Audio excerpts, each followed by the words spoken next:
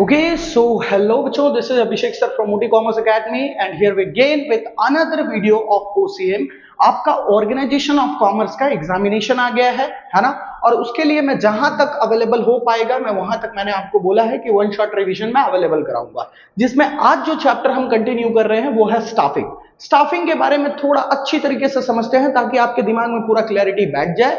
ये चैप्टर के रिगार्डिंग अगर आपके सामने क्वेश्चन आए तो आप अच्छी तरीके से लिख पाए, है ना। देखिए चलिए शुरू करते हैं। स्टाफिंग का मीनिंग क्या है, सबसे पहले हम स्टाफिंग का मीनिंग समझ लेते हैं। देखिए क्या लिखा है, staffing is not merely recruitment. अच्छा, मैरली का मतलब क्या होता है सर? मैर का मतलब होता है जस्ट, है ना। मैर का मतलब क्या होता है? जस्ट। हम स्टाफिंग को सिर्फ रिक्रूटमेंट तक ही नहीं देखते हैं। रिक्रूटमेंट का मतलब होता है खाली जगह पूरो, है ना। जैसे ये पोजीशन खाली था तो उस पे आदमी को लाके रख दिया, यही है रिक्रूटमेंट। तो सिर्फ वो रिक्रूटमेंट तक ही काम नहीं करता है। देखो ना, staffing is not just recruitment but also includes acquiring employ, employ को एक्वायर करना, ट्रेनिंग देना और उनको मेंटेन करके रखना, मतलब उनको एडिशनल बेनिफिट देके या कुछ भी करके उनको कंपनी में होल्ड करके रखना। इसी प्रोसेस को हम क्या बोलते हैं? स्टाफिंग। अगर एक ब्रॉडर केस में बोलूं तो स्टाफिंग क्या बन जाएगा भाई? स्टाफिंग क्या है भाई? तो ऐसा बोलेंगे, इसके अंदर क्या क्या चीज इंक्लूडेड है? रिक्रूटमेंट, सिलेक्शन, ट्रेनिंग, प्रमोशन, ये सारा काम स्टाफिंग करता है ना। ये सारा काम स्टाफिंग करके देता है भाई। ठीक है, आज के टाइम पे देखोगे ना तो ये सारा काम कौन करके दे रहा है? स्टाफिंग करके दे रहा है। ये इसी तो बोला कि ये सिर्फ रिक्रूटमेंट नहीं करता है, ये सारे काम भी करता है। चलो कैरेक्टरिस्टिक्स पे बात कर लेते हैं कि भाई क्या क्या इसके कैरेक्टरिस्टिक्स है। ओके, तो बढ़ जाते हैं भाई, कैरेक्टरिस्टिक्स क्या क्या होते हैं स्टाफिंग के। तो स्टाफिंग के कैरेक्टरिस्टिक्स की जब बात करेंगे तो सबसे पहला पॉइंट आपको देखने को मिल रहा होगा डायनेमिक प्रोसेस। अच्छा, डायनेमिक प्रोसेस क्या होता है? डायनेमिक का मतलब होता है जो सिचुएशन के साथ चेंज होता रहता है, उसको हम क्या बोलते हैं? डायनेमिक। स्टाफिंग एकदम फिक्स तरीके से काम नहीं करता है। ये जैसे जैसे बिजनेस एनवायरनमेंट में चेंजेस आते रहते हैं उस तरीके से स्टाफिंग को भी अपने चीजों में चेंजेस लाना पड़ता है। ठीक है, जैसे पहले हायरिंग करने के लिए डायरेक्ट हायर कर लेते थे, लेकिन आज टेस्ट वगैरह लेना पड़ेगा, उनको ट्रेनिंग देना पड़ेगा, उनको चेक करना पड़ेगा, आईक्यू टेस्ट लेंगे, एप्टीट्यूड टेस्ट लेंगे। तो मतलब क्या है ना, स्टाफिंग कैसा प्रोसेस है? डायनेमिक प्रोसेस है। बिजनेस एनवायरनमेंट में चेंज होगा तो स्टाफिंग में भी क्या देखने को मिलेगा? चेंजेस देखने को मिलेगा। दूसरा पॉइंट क्या बोला? Important function of management. Management के जो फंक्शंस है ना, क्या क्या है भाई? Planning, organising, staffing, directing, controlling, है ना। ये 5 मेन फंक्शन है। तो यहां पे क्या बोला कि स्टाफिंग भी बाकी फंक्शंस के जैसा एक इंपॉर्टेंट फंक्शन है, मैनेजमेंट का एक इंपॉर्टेंट फंक्शन के तौर पे काम करता है, like planning, organising, directing and controlling. Next is related with other functions of management. Staffing जो होता है वो जुड़ा होता है प्लानिंग के साथ, ऑर्गेनाइजिंग के साथ, डायरेक्टिंग के साथ, कंट्रोलिंग के साथ। क्योंकि यहां समझो ना, अगर रिलेशन नहीं रहेगा तो कैसे काम होगा? मान लीजिए हमने प्लान बना लिया, है ना, प्लान हो गया, ऑर्गेनाइज हो गया। अभी जब आदमी ही चलाने वाला नहीं रहेगा तो कंपनी चलेगा क्या? नहीं चल पाएगा। तो स्टाफिंग जो है ना, इसका सबसे रिलेशन रहता है। ठीक है, next is wide scope. Wide scope क्यों बोला गया वो तो मैंने शुरू में ही बता दिया, क्योंकि इसमें सिर्फ रिक्रूटमेंट ही नहीं, इसमें सिलेक्शन भी है, ट्रेनिंग भी है, प्रमोशन भी है, ट्रांसफर भी है, ये सारी चीज इंक्लूडेड है, इसीलिए इसको वाइड स्कोप बोला जाता है ना। Next, investment. स्टाफिंग एक इन्वेस्टमेंट के तौर पे काम करता है। स्टाफिंग पे जितने भी हम एक्सपेंडिचर करते हैं ना, जो भी खर्चा करता है कंपनी, ये सब को हम इन्वेस्टमेंट के तौर पे देखते हैं। क्योंकि स्टाफिंग क्या काम करता है? हमारे लोगों को ट्रेन करना, है ना। तो वो ट्रेनिंग जो देता है ना, ट्रेनिंग में एक ऐसा बेनिफिट होता है कि भाई स्टाफिंग एक इन्वेस्टमेंट जैसा काम कर रहा है, हमारा काम सही से चलेगा, हमारा जो स्टाफिंग में लोग रहते हैं वो सही लोग को कंपनी तक लेके जाएंगे तो कंपनी बहुत अच्छी तरीके से चलेंगी। तो इसको एक इन्वेस्टमेंट के नजर से देखा जाता है कि भाई ये एक्सपेंस जो जाता है वो पूरा कौन सा है? इन्वेस्टमेंट के तौर पे। Next is concerned with human relation. Staffing पूरा किससे जुड़ा हुआ है? ह्यूमन रिलेशन से जुड़ा है। अभी भाई ट्रेनिंग दे रहे हो तो ह्यूमन को दे रहे हो, प्रमोशन कर रहे हो तो ह्यूमन को कर रहे हो, है ना। तो ये सारी चीज, स्टाफिंग जितना भी रिलेशन होता है ना वो किसके साथ होता है? ह्यूमन के साथ रिलेशन होता है। स्टाफिंग वर्क मशीनरी पे नहीं किया जाता है या बिल्डिंग पे नहीं किया जाता, दीवार को देख के नहीं समझाया जाता है, नहीं, ये पूरा का पूरा किस पे प्रोसेस होता है? ह्यूमन के साथ रिलेशन होता है। स्टाफिंग करने वाला भी ह्यूमन होता है, स्टाफिंग जिसके साथ किया जाता है वो भी ह्यूमन ही होता है। आई होप पॉइंट क्लियर है स्टाफिंग के मीनिंग एंड इसके कैरेक्टरिस्टिक्स। बढ़ते हैं आगे। चलिए बच्चों बढ़ते हैं आगे और समझ लेते हैं कि स्टाफिंग के क्या क्या इंपॉर्टेंस है ना। स्टाफिंग का क्या इंपॉर्टेंस हमको देखने को मिलता है। तो देखिए सबसे पहला पॉइंट तो क्या दिख रहा है आपको, ड्राइविंग फोर्स। अच्छा ड्राइविंग फोर्स क्या होता है? ड्राइविंग फोर्स का मतलब होता है जिसके बिना काम हो ही नहीं सकता। अभी मान लीजिए इधर बस है ना, बस में बहुत सारे सवारी बैठ गए लेकिन ड्राइवर ही नहीं है, क्या वो गाड़ी चलेगी? नहीं। तो उसी तरीके से क्या बोलते हैं, आप सारा चीज कर सकते हो भाई, प्लान बना लिया, सब कुछ कर लिया, लेकिन बिना स्टाफ के आपका काम ही नहीं चलने वाला है ना। इसीलिए इसको क्या बोल देते हैं, ड्राइविंग फोर्स बोलते हैं। Next is dynamic activity. ये तो अभी हमने डिस्कस किया कि स्टाफिंग किस तरीके से काम करता है। जैसे सिचुएशन में बदलाव आता है तो स्टाफिंग में भी चेंजेस देखने को मिलते हैं, इसी को बोलते हैं हम dynamic activity, changes with the situation. ये वर्ड का मीनिंग याद रखना। Next important for other function of management, ये अभी हमने डिस्कस किया ये चीज को कि जैसे बाकी फंक्शंस इंपॉर्टेंट है मैनेजमेंट के, उसी तरीके से ये भी बहुत ज्यादा इंपॉर्टेंट रोल प्ले करता है। Next limbs of the business. अच्छा लिम्स, ये क्वेश्चन है ना एग्जामिनेशन में एमसीक्यू या वन सेंटेंस में भी बन सकता है कि कौन से फंक्शन को हम लिम्स ऑफ द बिजनेस बोलते हैं। जैसे प्लानिंग को हम क्या बोलते हैं, ब्रेन ऑफ द बिजनेस। तो उसी तरीके से हम स्टाफिंग को क्या बोलते हैं, limbs of the business. Limbs हाथ पांव, जिसके बिना क्या बोलते हैं, बिजनेस एक्टिविटीज नहीं चल सकते है ना, लिम्स ऑफ द बिजनेस। ये चीज का ध्यान रखना, इसको limbs of the business. Next है job satisfaction among the staff. जो लोग कंपनी में काम करते हैं उनमें जॉब सेटिस्फेक्शन आता है। कैसे आता है भाई, जब तुम अपने एम्प्लॉय को ट्रेनिंग दोगे है ना, तुम अपने एम्प्लॉय को ट्रेनिंग दोगे ना तो वो खुश रहेगा, वो सोचेगा भाई मुझे यहाँ इतना सीखने को मिल रहा है, मुझे लोग सिखाने के लिए हैं, ट्रेनिंग दे रहे हैं, स्किल डेवलपमेंट पे काम करवा रहे हैं। तो इससे क्या होगा ना कि वो लोग के अंदर जॉब सेटिस्फेक्शन आएगा, उनको खुशी होगी, आपके कंपनी का labour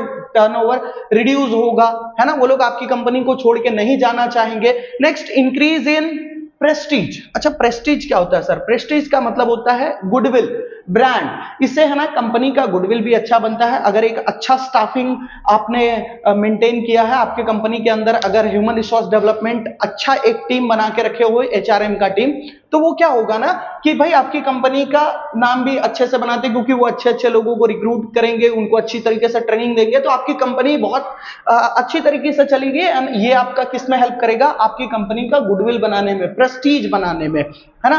next is continuous process. Continuous process या तो इसका दूसरा नाम बोल सकते हो पेरेनियल प्रोसेस। कई वर्ड आपको ये सुनने को मिलेंगे, perennial process. Perennial process, perennial का मतलब होता है ऐसा कोई चीज जो चलता रहेगा है ना, लगातार चलता ही जाएगा, चलता ही जाएगा। तो स्टाफिंग भी यही रहता है कि जब तक ऑर्गेनाइजेशन एग्जिस्ट करेगा तब तक ये स्टाफिंग का जो एक्टिविटी है वो कंटिन्यू रहेगा। ठीक है, चलिए बढ़ते हैं आगे पॉइंट की तरफ। चलिए बच्चों बात कर लेते हैं एक इंपॉर्टेंट टॉपिक का, जो कि क्वेश्चन आपको देखने को मिल रहा होगा, staffing as a part of human resource management. देखिए ह्यूमन रिसोर्स मैनेजमेंट, स्टाफिंग जो है ह्यूमन रिसोर्स मैनेजमेंट का पार्ट है ना, तो ये एज अ पार्ट काम करता है। कैसे हम बोल सकते हैं भाई?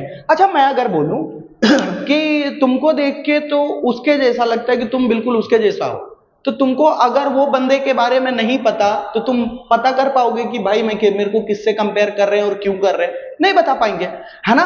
तो यहां पे कैसा है ना कि तुमको अगर पूछा जाए कि staffing as a part of human resource management, तो तुम पूरा ह्यूमन रिसोर्स मैनेजमेंट के बारे में बताओगे कि भाई ह्यूमन रिसोर्स मैनेजमेंट का ये काम है, और आज के टाइम पे स्टाफिंग को ही क्या कंसिडर किया जाता है, ह्यूमन रिसोर्स मैनेजमेंट का वर्क दिया जाता है और ह्यूमन रिसोर्स डेवलपमेंट पे काम करवाया जाता है। चलो डिस्कस कर लेता हूं मैं ये टॉपिक को, इंपॉर्टेंट है, ध्यान से करना। Human resource management is the process of recruitment of necessary staff, है ना। जो भी स्टाफ की कंपनी में जरूरत होती है ना, उसको रिक्रूटमेंट करने का काम किसका रहता है? Human resource management, that is HR, human resource है ना। ह्यूमन रिसोर्स को मैनेज करने का काम किसका रहता है भाई? ह्यूमन रिसोर्स मतलब HR डिपार्टमेंट वालों का काम रहता है। ठीक है, एंड डेवलपिंग इट, पहला तो काम क्या रहता है? रिक्रूटमेंट करना, और दूसरा काम क्या रहता है? उनके डेवलपमेंट पे काम करना for the achievement of enterprise objective. I hope point clear है। आज के टाइम पे आपको यह देखने को मिलेगा कि भाई ज्यादातर कंपनियां स्टाफिंग को ही क्या कंसिडर कर लेती है? ह्यूमन रिसोर्स डिपार्टमेंट के तौर पे देखती है। वो बोलते हैं कि भाई हमारे पास स्टाफिंग जो है ना, मतलब हमारे जो स्टाफ्स हैं जो दूसरों को हायर करते हैं, मतलब वो स्टाफिंग को ही क्या कंसिडर करना शुरू कर दिए? Human resource department. I hope point clear हो रहा होगा। एचआरएम को हम दो पार्ट में समझेंगे। ये देखो एचआरएम, मैंने बोला ना अभी, यही लाइन को इस तरीके से समझाया गया है। देखना, एचआरएम दो चीज से जुड़ा हुआ है, दो कंसर्न पे काम करता है। पहला कंसर्न क्या होता है? Man power planning. पहला कंसर्न क्या होता है? Man power planning. आदमी लोग को लेके प्लानिंग, क्या क्या करना? रिक्रूटमेंट करना, सिलेक्शन करना, उनका प्लेसमेंट करना, सही आदमी को लाके प्लेस कर देना सही जगह पे, है ना, जो जिस काबिल है उसको वो पोजीशन दे देना। अब दूसरा आता है, एक तो हो गया concern with man power planning, दूसरा आता है concern with compensation and development of staff. दूसरा जो पॉइंट आता है कि भाई उनको सैलरी प्रोवाइड करना, एक्स्ट्रा कोई बेनिफिट देना, बोनस प्रोवाइड करना, कमीशन प्रोवाइड करना, एंड देन उनके डेवलपमेंट के लिए वर्क करना। जैसे देखो ट्रेनिंग, कंपेंसेशन, स्किल डेवलपमेंट, जैसा भी वो लोग वर्क करते हैं उसके अकॉर्डिंग उनको कंपेंसेशन प्रोवाइड करना। ये सारा काम अभी कौन करना शुरू कर दिया है? स्टाफिंग। और ये सारी चीज किसमें इंक्लूडेड है? एचआरएम में, that is human resource management के कॉन्सेप्ट हैं ये सारे। ठीक है, इसका अच्छे से स्क्रीनशॉट लेके पढ़ लीजिएगा आप लोग। बढ़ते हैं आगे के कॉन्सेप्ट की तरफ। चलिए सो बच्चों, बढ़ते हैं अगले टॉपिक की तरफ। यहां से आपके जितने भी क्वेश्चन होने वाले हैं, मोस्ट आईएमपी क्वेश्चन होने वाले हैं ये चैप्टर के, तो इसको ध्यान से एकदम, है ना, ये कोई भी सेक्शन के हिसाब से देख लो, आपका यहां से पूरा इंपॉर्टेंट क्वेश्चन चालू हो चुका है। ये नहीं कि पिछला इंपॉर्टेंट नहीं था भाई, ये पूरा चैप्टर इंपॉर्टेंट है। ये चैप्टर और डायरेक्टिंग चैप्टर, ये मैं आपको ऑलरेडी बोल के रखा हूं कि ये दोनों चैप्टर बहुत ज्यादा इंपॉर्टेंट। चलिए शुरू करते हैं। रिक्रूटमेंट होता क्या है? तो रिक्रूटमेंट का मतलब होता है सही पर्सन को सही जगह पे सही नॉलेज के साथ आप अगर उस जगह पे आप बिठा दे रहे हो, तो उसी प्रोसेस को हम क्या बोलते हैं? रिक्रूटमेंट बोलते हैं। देखिए, recruitment is the process of acquiring that is hiring, है ना, हायर करना, एट द राइट टाइम, सही टाइम पे। आज ही आदमी की जरूरत है तो आज ही लेकर आना है, वो प्लेस को फिल करना है ना, विद द राइट नंबर। भाई जितने लोग की जरूरत है उतने लोगों को हायर करूंगा, in the right place with the right qualification, right time पे, राइट नंबर पे, राइट प्लेस पे, and with the right qualification. अगर आप जगह फिल कर दे रहे हो तो उसी चीज को हम क्या बोलते हैं?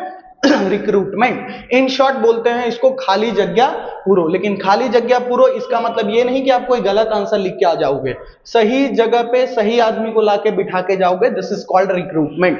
बढ़ते हैं कि सर हमारे पास रिक्रूटमेंट करने के लिए कितने सोर्स अवेलेबल हैं? तो हमारे पास टोटल है दो सोर्स। एक होता है इंटरनल सोर्स और दूसरा एक्सटर्नल सोर्स। ये इस क्वेश्चन को मैंने मोस्ट आईएमपी में आपको अवेलेबल करा के रखा है, तो उसको आप थोड़ा अच्छे से पढ़ लीजिएगा, है ना। चलिए पहले हम इंटरनल सोर्स को पूरी अच्छी तरीके से डिस्कस कर लेते हैं कि इंटरनल सोर्स में क्या क्या चीजें हैं। सबसे पहला पॉइंट क्या दिख रहा है आपको? प्रमोशन। प्रमोशन का मतलब क्या होता है? मान लीजिए ये एक कंपनी है ना, और कंपनी के अंदर ये प्लेस खाली है ना, ये प्लेस क्या है?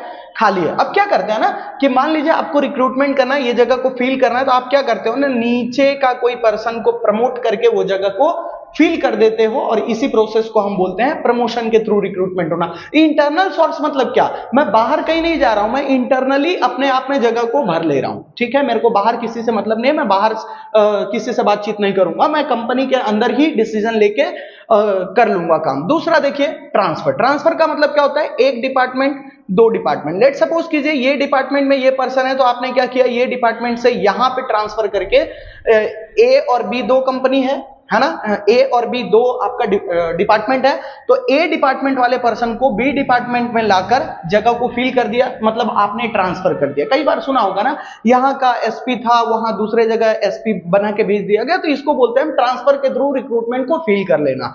तीसरा पॉइंट क्या दिया? Promotion with transfer. देखो प्रमोशन विथ ट्रांसफर क्या होता है भाई?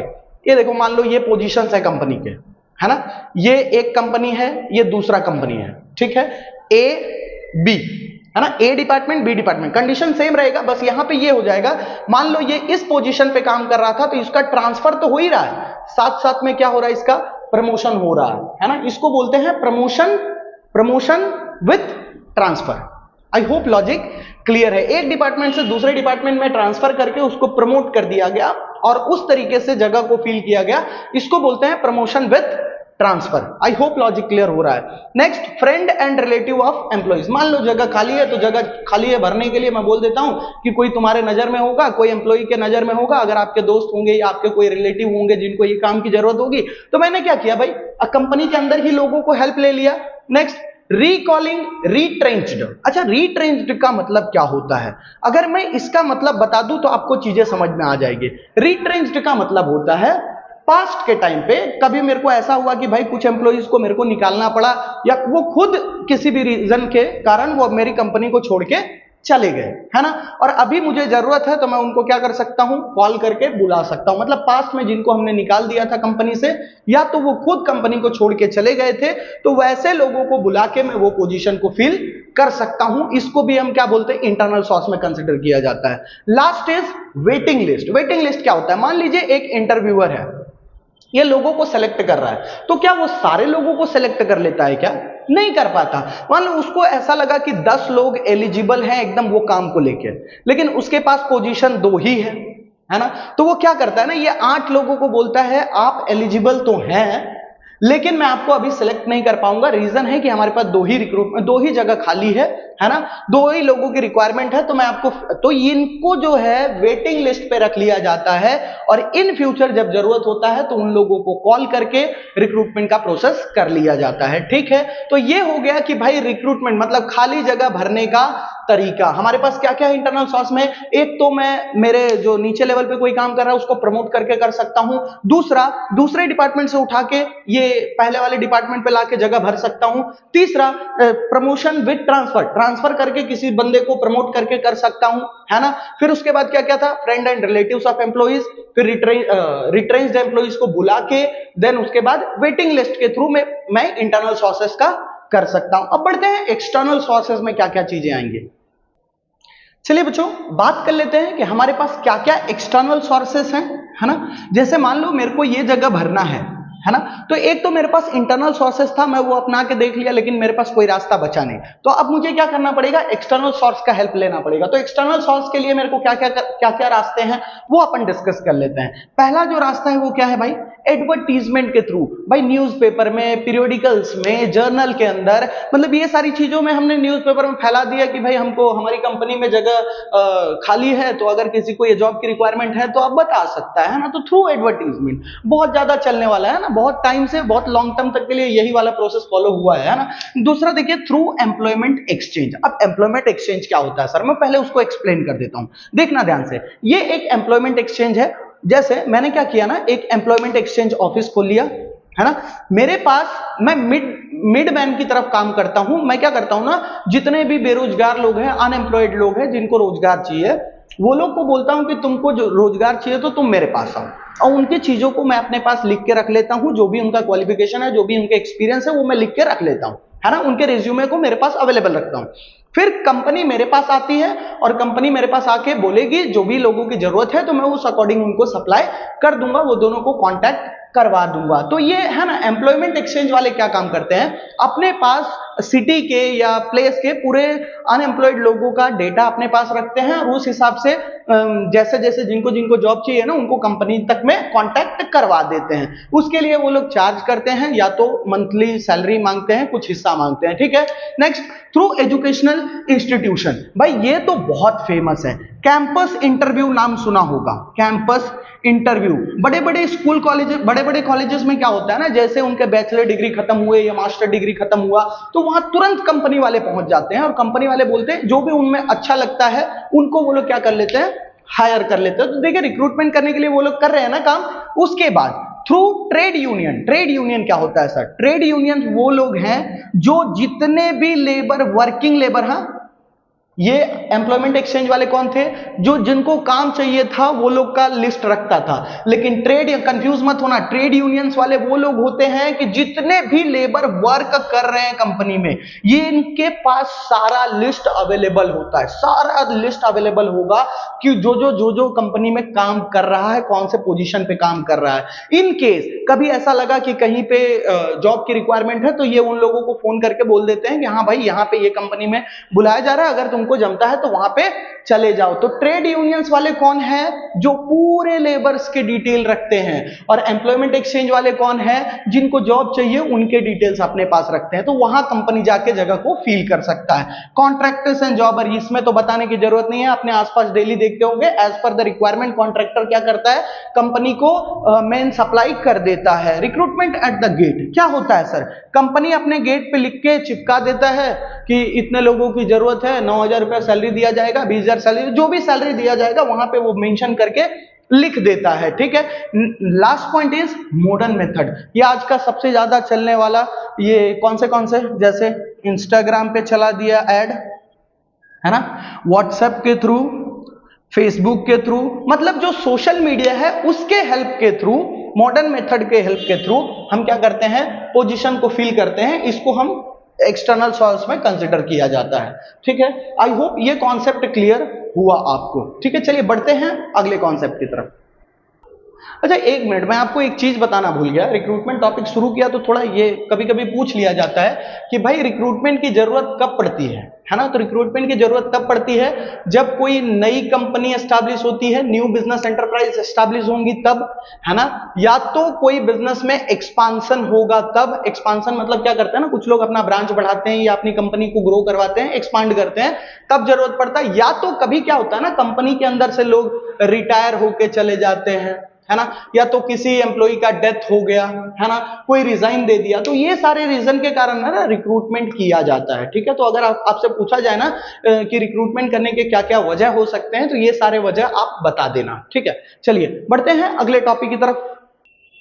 चलिए अगले टॉपिक के बारे में डिस्कस कर लेते हैं, प्रोसेस ऑफ सिलेक्शन। कई बच्चों के दिमाग में ये सवाल रहता है कि सर ये जो 9 के 9 पॉइंट है इसको हम इधर उधर करके लिख देंगे तो चल जाएगा क्या एग्जाम में? नहीं चलेगा भाई। तो जब प्रोसेस पूछ रहा है ना, तो किसी चीज का अगर आप प्रोसेस बता रहे हो तो आपको स्टेप वाइज ही बताना पड़ेगा उसको। चलो मैं याद करवाने का ट्राई करता हूं, आपको अगर याद हो जाए तो वेल एंड गुड। देखिए सबसे पहले जब भी सिलेक्शन का प्रोसेस होता है, मतलब जब भी किसी एम्प्लॉय को सिलेक्ट किया जाता है, तो उसका प्रोसेस शुरू कहां से होता है? उसका प्रोसेस शुरू होता है वेलकमिंग एंड प्राइमरी मीटिंग के साथ।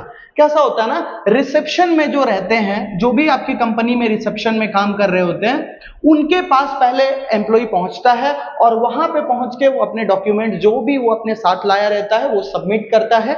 ठीक है, वो सबमिट कर देता है। देन अगर उसको लगता है कि हाँ भाई भेजना चाहिए, तो क्या करते हैं ना कि वो यहां अंदर जो मेन होते हैं उन तक पहुंचाते हैं। वो लोग क्या करते हैं? रिसीव करते हैं और स्क्रीनिंग करना। स्क्रीनिंग का मतलब होता है चेक करना। एप्लीकेशन को रिसीव करके चेक करते हैं कि भाई हाँ ये बंदा एलिजिबल है या नहीं है। अभी मान लो मास्टर डिग्री पे जॉब निकला है, ठीक है, अब यहां पे ऐसा है कि सामने वाला बंदा बैचलर्स करके आया है, तो ऐसा कि भाई स्क्रीन करेंगे, रिसीव एप्लीकेशन को रिसीव किया कि हाँ भाई वो बंदा जो भी डॉक्यूमेंट लेके आया ठीक है, चलो बढ़िया है ना। चलिए, तो उस हिसाब से पहला और दूसरा स्टेप तो क्लियर। पहला क्या था? Welcoming and primary meeting. और वेलकमिंग एंड प्राइमरी मीटिंग कौन करता है? जो रिसेप्शन पे बैठे होते हैं वो लोग उनको वेलकम करते हैं और पहला जो मीटिंग होता है वो होता है। दूसरा पॉइंट क्या है? Receiving end screening application. अब अगर जैसे रिसेप्शन वाले को लगा कि हाँ भाई ये बंदा एलिजिबल है या ये बंदा कैपेबल है, तो उसको क्या करते हैं? अंदर भेज दिया जाता है जहां पे इंटरव्यू का प्रोसेस, मतलब जहां पे वो काम चलता रहता है। देन वो लोग रिसीव करते हैं और एप्लीकेशन को क्या करते हैं? चेक करते हैं। तीसरा जो प्रोसेस आएगा, अब उनका टेस्ट लिया जाएगा। टेस्ट 4 तरीके से लिया जाता है। कौन सा टेस्ट है सर? आईक्यू टेस्ट है, एप्टीट्यूड टेस्ट है ना। सारे पॉइंट मैं लिख देता हूं और उसको क्यों लिया जाता है ना टेस्ट, मार्कर चेंज करके लिख देता हूं। IQ test, aptitude test, then third one is trade test and psychological test. ये 1 मार्क के क्वेश्चन में भी पूछा जाता है ये टेस्ट के बारे में, तो नाम याद होना चाहिए आपको कि वो कौन से टेस्ट कंसिडर किए जाते हैं। प्लस सेक्शन सी में कभी कभी ये भी पूछा जाता है कि आईक्यू टेस्ट को क्यों लिया जाता है, एप्टीट्यूड टेस्ट को क्यों लिया जाता है, उसके बारे में मैं डिस्कस कर लेता हूं। आईक्यू टेस्ट लेने का मेन मकसद होता है कि भाई सामने वाले का, बंदे का मेमोरी, उसका स्मार्टनेस, ये सारी चीजों को चेक करने के लिए आईक्यू टेस्ट लिया जाता है। एप्टीट्यूड टेस्ट क्यों लिया जाता है? जो भी काम के लिए आया है उसके रिगार्डिंग उसके इंटरेस्ट को चेक करने के लिए एप्टीट्यूड टेस्ट लिया जाता है। ठीक है, ट्रेड टेस्ट क्यों लिया जाता है? तो स्पेसिफिक वर्क करने के लिए उसके पास स्किल है कि नहीं है, स्किल चेक करने के लिए किया जाता है। इसमें इंटरेस्ट है, करने का इच्छा है कि नहीं, वो है इंटरेस्ट, है ना। स्किल चेक करने के लिए ट्रेड टेस्ट। और साइकोलॉजिकल टेस्ट क्यों लिया जाता है भाई? सामने वाले बंदे का एटीट्यूड कैसा है ना, बिहेवियर कैसा है, ठीक है, कैसे टाइप का, अगर किसी कंडीशन में कंपनी में फंस जाएगा तो वहां पे क्या डिसीजन लेगा, ये सारी चीजें है ना। तो इसको आप ध्यान से देख लेना, टेकिंग नेसेसरी टेस्ट। अभी तक हमारे क्या क्या प्रोसेस हो चुके हैं भाई? वेलकमिंग एंड प्राइमरी मीटिंग हो चुका, वो साहब जी आ चुके हैं अंदर, है ना, जिनको जॉब चाहिए था वो आ चुके हैं अंदर, वेलकमिंग एंड प्राइमरी मीटिंग। दूसरा जो प्रोसेस आया वो कहां पे पहुंच गया कि भाई आपके एप्लीकेशन दीजिए, उसको हम चेक करते हैं। अब उसको चेक करने के बाद तीसरा जो स्टेप आया है, अब हम उनसे टेस्ट लेंगे, 4 टाइप के टेस्ट लेंगे, ठीक है। आगे बढ़ेंगे, अगला जो पॉइंट है पर्सनल इंटरव्यू। अगर वो सारे टेस्ट पास कर जाता है, ऐसा मुझे कैपेबल लगेगा, तो मैं क्या करता हूं, उसका इंटरव्यू लूंगा, पर्सनल इंटरव्यू होगा उस बंदे का, ठीक है। पर्सनल इंटरव्यू लेने के बाद अगर मुझे ऐसा लगा कि पर्सनल इंटरव्यू में भी इसने पास कर लिया, तो अगला जो स्टेप होगा उसका रेफरेंस को चेक करेंगे। रेफरेंस का मतलब क्या होता है सर? रेफरेंस का मतलब होता है पास्ट चीजों को चेक करेंगे, जो भी उसने डॉक्यूमेंट दिया वो सब, वो कौन से स्कूल कॉलेज से पास हुआ या कहां पे काम किया है, कितने साल काम किया, क्यों कंपनी छोड़ा, ये सारे हम रेफरेंस चेक करेंगे, किसके थ्रू वो कंपनी में ज्वाइन हुआ, है ना, वो सारा चीज हम चेक करेंगे। नेक्स्ट इज प्रिलिमिनरी सिलेक्शन, फिर उसका हम क्या कर लेंगे, सिलेक्शन। लेकिन ये फाइनल सिलेक्शन नहीं होता है, ये कौन सा सिलेक्शन है? प्रिलिमिनरी सिलेक्शन, कि भाई तुम पूरी तरीके से क्या हो, कैपेबल हो, है ना। उसकी चीजों पे ठप्पा लगा देंगे कि भाई तुम पूरी तरीके से कैपेबल हो इस काम के लिए। देखो हम कितने प्रोसेस को पार कर चुके हैं भाई, 6ठे प्रोसेस पे हम उसका प्रिलिमिनरी सिलेक्शन कर रहे हैं। रिपीट कर रहा हूं, पहले हमने उसको वेलकम किया, है ना, वेलकम करने के बाद उसके बाद हमने उससे एप्लीकेशन रिसीव किया, देन उसको चेक किया, उसको चेक करने के बाद हमने उसका टेस्ट लिया, टेस्ट लेने के बाद हम फिर कहां चले गए थे भाई, पर्सनल इंटरव्यू लिए, देन इंटरव्यू लेने के बाद रेफरेंस चेक किए, देन प्रिलिमिनरी सिलेक्शन। मेरे को सब सही लगा भाई, है ना। देन उसके बाद ये जो पॉइंट आपको देखने को मिल रहा होगा, मेडिकल एग्जामिनेशन। अब मेडिकल एग्जामिनेशन क्यों किया जाता है भाई? अभी मान लो मैं बहुत कैपेबल हूं, मेरे में सारा एकदम खूबी है, लेकिन कोई भी कंपनी मुझे क्यों हायर करेगी अगर मैं बीमार रहता हूं ज्यादातर, या तो मेरा हेल्थ का इश्यू है, तो कोई कंपनी हायर करना चाहेगा क्या? नहीं करना चाहेगा, भले मैं कितना भी कैपेबल हूं। तो उसके बाद क्या होता है, प्रिलिमिनरी सिलेक्शन के बाद मेडिकल एग्जामिनेशन किया जाता है। अगर वो मेडिकल एग्जामिनेशन में फिट रहता है तब उसको अपॉइंटमेंट लेटर दे दिया जाता है। देन लास्ट पॉइंट आपको देखने को मिल रहा होगा, इंडक्शन। इंडक्शन का मतलब होता है परिचित करना। जैसे मान लीजिए मैं किसी नए जगह पे जाऊं, है ना, मैं किसी नए स्कूल में या नए कोचिंग में ज्वाइन हूं, तो मुझे क्या किया जाएगा, वो आते हैं ना, बताते हैं ना कि ये सर 11th कॉमर्स का क्लास है, ये 12th कॉमर्स का क्लास है, यहाँ पे आपको ये पढ़ाना रहेगा। तो ये induction into the organisation, organisation के सारे लोगों से इंडक्शन करवाना, परिचित करवाना, and then allotment of work, और मुझे काम दे दिया जाएगा। ये टोटल 9 प्रोसेस है, 9 चीज को ध्यान में रखिएगा, ठीक है। चलिए बढ़ते हैं अगले टॉपिक की तरफ, जिसमें रहेगा ट्रेनिंग एंड डेवलपमेंट। चलिए बच्चों, जो अगला जो पॉइंट है वो है difference between training and development, है ना। इस कॉन्सेप्ट को अगर मैं अच्छे से समझाऊं तो शायद आपके लिए बहुत ज्यादा बेनिफिशियल हो जाएगा, फिर इसके हम इंपॉर्टेंस भी पढ़ेंगे, लेकिन आपको पहले इसके बारे में ओवरव्यू दे दूं कि ट्रेनिंग एंड डेवलपमेंट का डिफरेंस, क्योंकि ये 5 मार्क में क्वेश्चन में कई बार पूछा जा चुका है ना, और कई बार ये 3 मार्क के भी क्वेश्चन में पूछा जाता है, या तो ट्रेनिंग को अलग से या डेवलपमेंट को अलग से पूछ लिया जाता है, तो आपको सारी तरीके से तैयार रहना पड़ेगा, है ना। तो ये देखो भाई, ट्रेनिंग क्या होता है? Training means providing theoretical and practical knowledge to the employees. ध्यान देना, ट्रेनिंग और डेवलपमेंट में क्या डिफरेंस है? एक छोटा सा डिफरेंस है। ट्रेनिंग वो है जो हम अपने एम्प्लॉइज, मतलब जो बॉटम लेवल पे एम्प्लॉइज वर्क कर रहे हैं, उनको जो हम theoretical and practical knowledge provide करते हैं, उसी चीज को हम क्या बोलते हैं? ट्रेनिंग। अब बात करेंगे जब डेवलपमेंट का, तो development is the process of imparting. Imparting वही प्रोवाइडिंग, इम्पार्टिंग का मतलब क्या होता है? Providing. Development is the process of providing theoretical and practical knowledge to the top level management and departmental heads. ये सारे लोगों को जो प्रैक्टिकल और थियोरेटिकल नॉलेज प्रोवाइड किया जाता है, उसको हम क्या बोलते हैं? डेवलपमेंट। और लो बॉटम लेवल पे जो वर्क कर रहे हैं एम्प्लॉइज, उनको जो प्रोवाइड किया जाता है थियोरेटिकल एंड प्रैक्टिकल नॉलेज, उसको हम क्या बोलते हैं? ट्रेनिंग। बढ़ते हैं आगे। ये तो था मीनिंग। अगर 1 मार्क्स में मीनिंग भी पूछा जाए तो आप आसानी से लिख पाओगे आप, है ना। ट्रेनिंग का मतलब होता है providing theoretical and practical knowledge to the employees, और डेवलपमेंट का पूछा है तो providing theoretical and practical knowledge to the top level management या तो डिपार्टमेंटल हेड्स। ओके, आगे बढ़ेंगे। भाई ऑब्जेक्टिव क्या होता है, क्या मुद्दा होता है ट्रेनिंग का? तो ऑब्जेक्टिव ट्रेनिंग का होता है कि भाई एफिशिएंसी बढ़े, जो लेबर वर्क कर रहे हैं उनकी एफिशिएंसी बढ़े, कंपनी का प्रोडक्शन बढ़े, प्रोडक्टिविटी इंक्रीज हो, ये इनका मेन ऑब्जेक्टिव होता है। और इसमें डेवलपमेंट में क्या होता है? ओवरऑल डेवलपमेंट ऑफ मैनेजमेंट, हमारे कंपनी में जो मैनेजर्स है उनका डेवलपमेंट देखा जाता है डेवलपमेंट प्रोसेस में, ठीक है। वर्क पे आते हैं भाई, यहां पे देखिए, वर्क पे नहीं सॉरी, इनका जो सेंटर पॉइंट होता है, मतलब मेन जो फोकस होता है, सेंटर पॉइंट, वो क्या होता है? ट्रेनिंग का मेन फोकस होता है काम पे, और डेवलपमेंट का मेन फोकस होता है फ्यूचर करियर पे, है ना। हमारे मैनेजमेंट अच्छी तरीके से काम करेंगे, मतलब वो लोग ज्यादा डेवलप्ड होंगे तो समय के साथ ज्यादा डेवलपमेंट कर पाएंगे, तो इनका मेन जो सेंटर पॉइंट होता है वो क्या होता है? Future career. टाइम की बात कर लें तो टाइम की बात करेंगे तो ट्रेनिंग जो होता है वो शॉर्ट टर्म होता है, लेकिन डेवलपमेंट लॉन्ग टर्म प्रोसेस होता है, ये लॉन्ग टर्म प्रोसेस है ना, तुरंत नहीं हो सकता है। एक्सपेंस की बात कर लें, training less expensive, development more expensive, ठीक है। देन उसके बाद ट्रेनिंग की बात करते हैं कि ट्रेनिंग प्रोवाइड कौन करता है? हु प्रोवाइड, या तो हु इम्पार्ट्स, इम्पार्ट्स मतलब कौन देता है ट्रेनिंग भाई। तो ट्रेनिंग देने के लिए कौन कौन से लोग यूज होते हैं? जो कंपनी, भाई एम्प्लॉय को ही तो बताना है ना, बॉटम लेवल वाले को, तो क्या करते हैं ना, जो एक्सपीरियंस्ड एम्प्लॉइज है वो लोग से समझवा देते हैं, एक्सपर्ट्स या तो सुपरवाइजर, ये लोग से बता देते हैं कि भाई आप लोग उनको सिखा दो, समझा दो।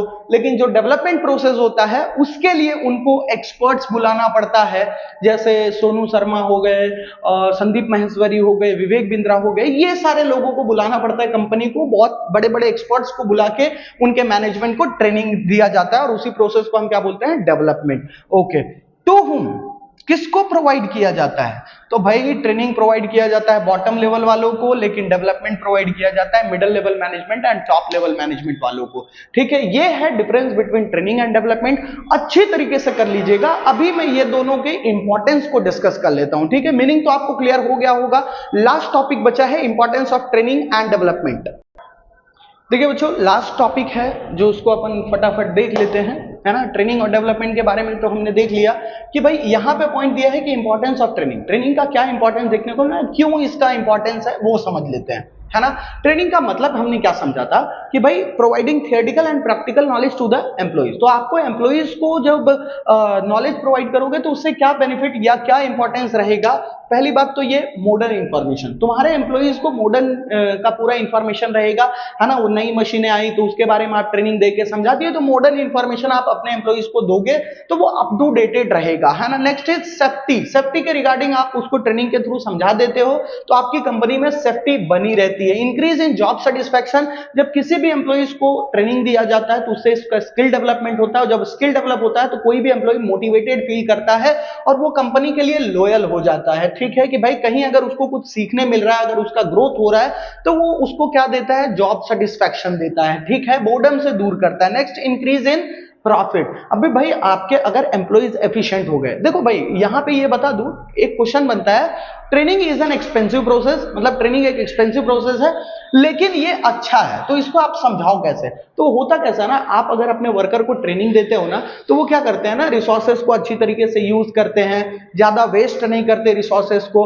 और वो आपका प्रॉफिट बढ़ाने में हेल्प करते हैं। देखिए, रिडक्शन इन एक्सपेंस, आपका रिड्यूस हो जाता है, एक्सपेंस रिड्यूस हो जाता है। ट्रेनिंग करने से आपके एम्प्लॉय समझदार हो जाते हैं और वो अच्छी तरीके से काम करना शुरू कर देते हैं। Reduction in labour turnover, labour turnover का मतलब होता है मेरी कंपनी छोड़ के चले जाते हैं ना कई लेबर, तो उसको हम बोलते हैं लेबर टर्नओवर। तो लेबर टर्नओवर रिड्यूस हो जाता है, मेरी कंपनी पर उनको जब सब कुछ सीखने मिल जा रहा है, उनका ग्रोथ हो रहा है, तो वो मेरी कंपनी को छोड़ के नहीं जाएंगे। तो यहाँ ट्रेनिंग का ये बेनिफिट दिखता है कि भाई लेबर टर्नओवर रिड्यूस हो जाता है। Next, growth and development of employ, मुझे ये भी देखने को मिलता है कि जैसे मैं ट्रेनिंग प्रोवाइड करता हूं तो उन लोग में डेवलपमेंट ग्रोथ होना शुरू हो जाता है। ये 7 पॉइंट है इंपॉर्टेंस ऑफ ट्रेनिंग। अब बात कर लेते हैं डेवलपमेंट के क्या क्या इंपॉर्टेंट। तो डेवलपमेंट का मतलब हमने क्या समझा था था कि टॉप लेवल और मिडिल लेवल को अगर हम प्रोवाइड करें नॉलेज तो उससे क्या बेनिफिट मिलेगा और उसका क्या इंपॉर्टेंस होगा। तो देखिए, इंक्रीज इन टेक्निकल नॉलेज। अभी देखो,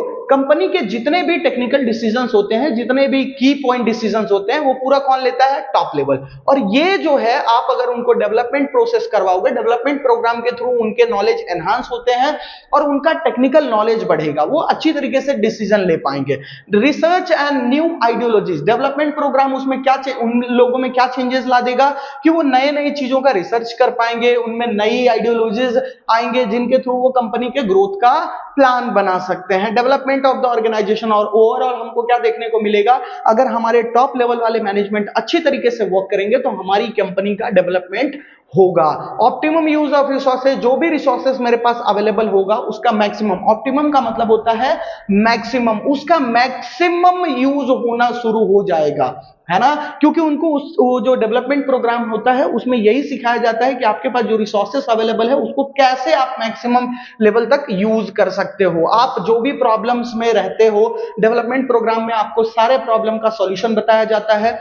आपको एम्प्लॉय के साथ कैसे डील करना है, कोई सिचुएशन आ गया तो उसमें कैसे डील करना है, वो सारा चीज सिखाया जाता है डेवलपमेंट प्रोग्राम के थ्रू। तो आप प्रॉब्लम्स का आसानी से सॉल्यूशन निकाल पाओगे। इफेक्टिव सुपरविजन, अभी आपने ये सीख लिया भाई डेवलपमेंट प्रोग्राम के थ्रू कि कैसे लोगों को रखना है, किस तरीके से उनको सेटिस्फाई करके रखना है ना, कैसे हमारे एम्प्लॉयज को खुश रखना है। तो आप आसानी तरीके से उनको क्या कर पाओगे? सुपरवाइज कर पाओगे, चेक कर पाओगे, उनको गाइड कर पाओगे, है ना। Last point is increase in profit. Overall हमको क्या देखने को मिलेगा कि भाई जब हमारे टॉप लेवल एम्प्लॉइज और middle level employees, middle level management और टॉप लेवल मैनेजमेंट अगर अच्छे डिसीजन लेंगे तो इससे ग्रोथ होगा, एक्सपांशन होगा कंपनी का, और कंपनी कैसा होगा? प्रॉफिटेबल बनता चला जाएगा। ठीक है, चलिए, ये था हमारा स्टाफिंग चैप्टर। आई होप कि चैप्टर में आपको काफी चीजें समझ में आई होगी, है ना। आपके एग्जाम के लिए ऑल द बेस्ट, बहुत अच्छी तरीके से पेपर लिखना। मिलते हैं अगले वीडियो में।